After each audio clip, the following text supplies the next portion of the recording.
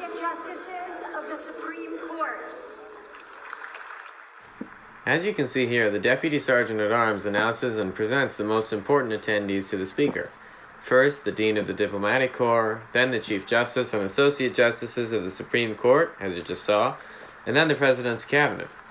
An interesting thing to notice is that the Clerk of the Supreme Court wears a morning coat with tails to the speech.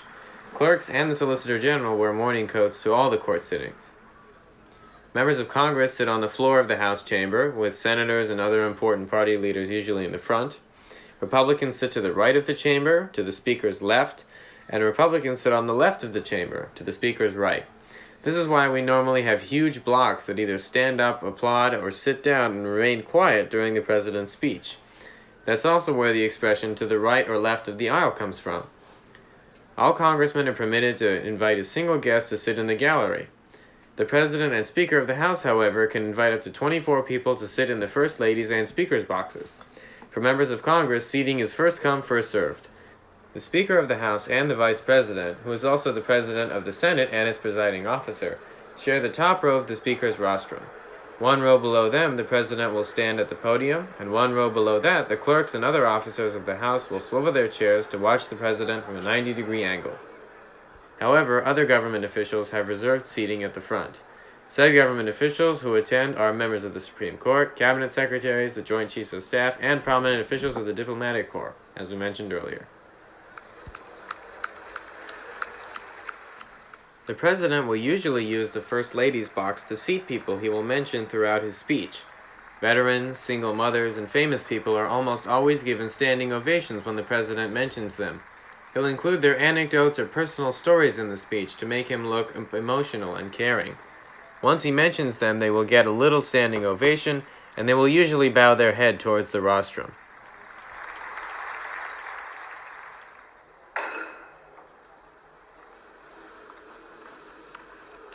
Madam Speaker, the President's Cabinet. As a lot of these important government officials are walking through the aisles, you can see the congressmen who stand very, very close to the aisles try to get autographs and signatures on their ties and hats and whatnot. They want to get handshakes and autographs from these people because obviously they're famous. So it pays to sit in the aisle and see if you can meet somebody who's very close to the President. Once everyone is situated, all able bodies rise for the entrance of the President.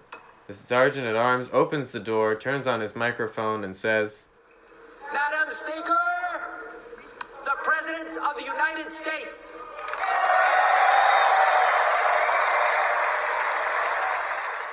As the President slowly makes his way from the door of the House to the Speaker's rostrum, you can see him shaking hands with all the congressmen and all the important officials that have come for his speech. It's a time for him to, on camera, make it look like he's friends with everybody in the government. And no matter whether or not the President is a Democrat or a Republican, it's always the same. They shake hands with whoever they can going down the aisle to seem friendly and bipartisan.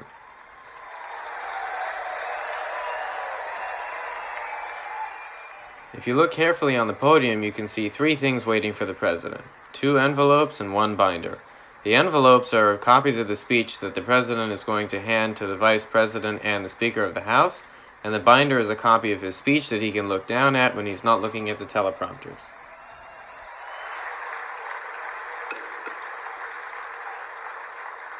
Members of Congress, the President of the United States. And there you go. The speech begins, standing ovations occur and die down, and political commentators from the side of the aisle opposite of the President go crazy after the speech is done.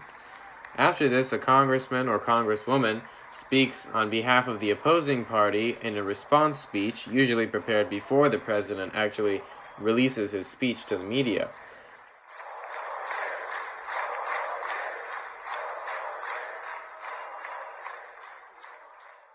The sun is still rising, God's grace is still shining, and my fellow Americans, the best is yet to come. Thank you, God bless you, and God bless America. Thank you very much. And there you have it.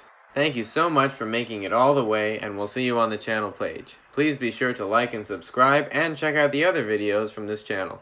We'll be sure to look out for you next time here on Presidential History.